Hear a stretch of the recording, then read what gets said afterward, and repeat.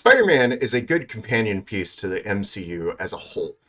It is not a good movie by itself. Its need to be infused with nostalgia outweighs its performance as a single piece by itself. What I mean by that is it's a good movie, and it's even a great movie when regards to the MCU. But outside of that arena, it is not a good movie by itself alone. That being said, this is my non-spoiler slash spoiler views on the movie. When I get to that point in the video, I'll be like, spoiler town, and then we'll move into spoilers because I'm impatient. I don't like to wait to talk about stuff, so I'm just going to talk about it now.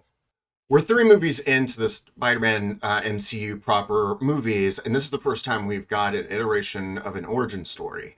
But the origin story is it's not what you would have gotten from the past iterations of the Cineverse versions of Spider-Man. And in fact, it's not even really an iteration of the comics themselves that I am aware of off the top of my head. But rather, it allows the nostalgia to inform this current MCU Peter Parker to move on separate of the entanglements of the MCU. I mean, yes, technically he is still a part of the MCU, absolutely. But I feel going forward, he's not going to be a pawn within the MCU, allowing himself to evolve from Peter Parker's point of view rather than being a crux or problem of other MCU characters. A lot of people across YouTube and on many reviews have been praising Tom Holland for his acting ability. And basically what that shows for me is that the people that are reviewing these movies don't really watch movies all that often,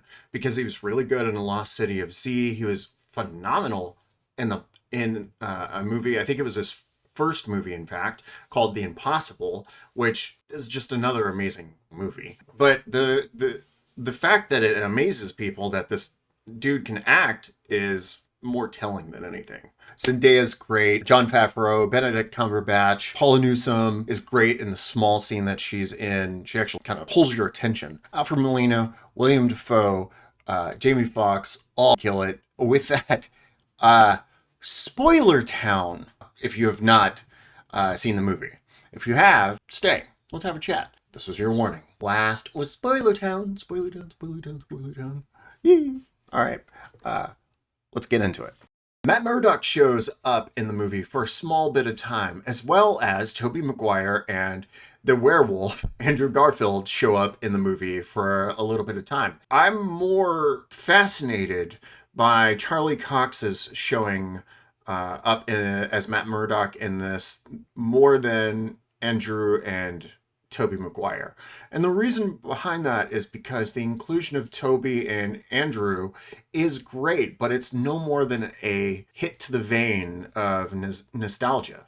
Whereas the incorporation of Charlie Cox's Matt Murdock and Vincent D'Onofrio's version of Kingpin, Wilson Fisk, in the Hawkeye show, there's going to be more meat to chew off that bone with those two being involved within the Spider-Verse and the MCU as a whole. Whereas Tobey Maguire and Andrew's Spider-Man, individual Peter Parkers from their individual cinematic outings, is only going to be a one-hit wonder. I don't feel like they're going to show up in any other project. Maybe if they greenlight Andrew's Spider-Man 3, or if they greenlight Tobey Maguire's Spider-Man 4, which I honestly and truly doubt that that's going to be a thing. But it doesn't remove the fact that it's super emotional and great and like awesome that they showed up. All that being said, I find it absolutely far more fascinating that Charlie Cox showed up. And like, even though within the theater reaction to him, there was a lot of people that cheered and, were excited about it, but not nearly as much as like Tobey Maguire and Andrew Garfield showing up. The theater, when both Tobey and Andrew showed up, erupted. I mean, like, it basically like Jesus just showed up at their door and everybody was like,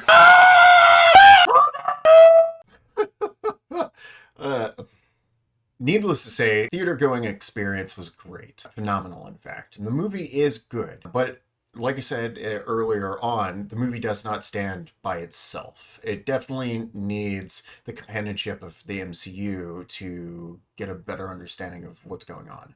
So if you're going into this not having seen any of the MCU movies, or at the even very least, some of the other Spider-Man movies, this would lose a lot of its narrative weight. That's the one of the problems with the MCU is that each iteration of a new movie or a new show is just a new issue of a comic book, so to speak.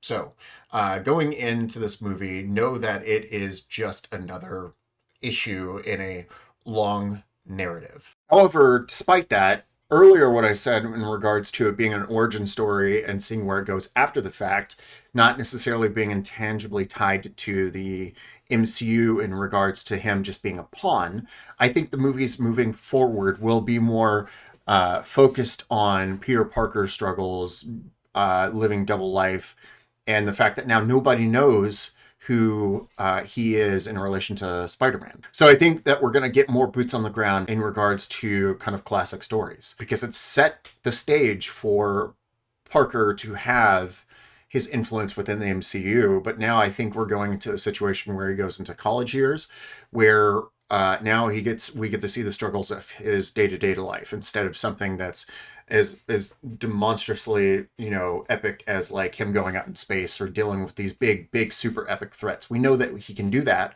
and we know that he can go toe to toe with that. But now I feel, or at least if I were to make a new movie moving forward, it would focus on personal life. What did you think of the movie if you've seen the movie? And if you haven't seen the movie, why are you here? Comment down below. Let me know. And if you like what I have to say, for whatever reason, follow, hit the like button, or whatever the hell you have to do to follow me. I kind of want to do more videos about movies and kind of deep dives and things like that, but I don't have anybody to talk to, so let me talk to the internet.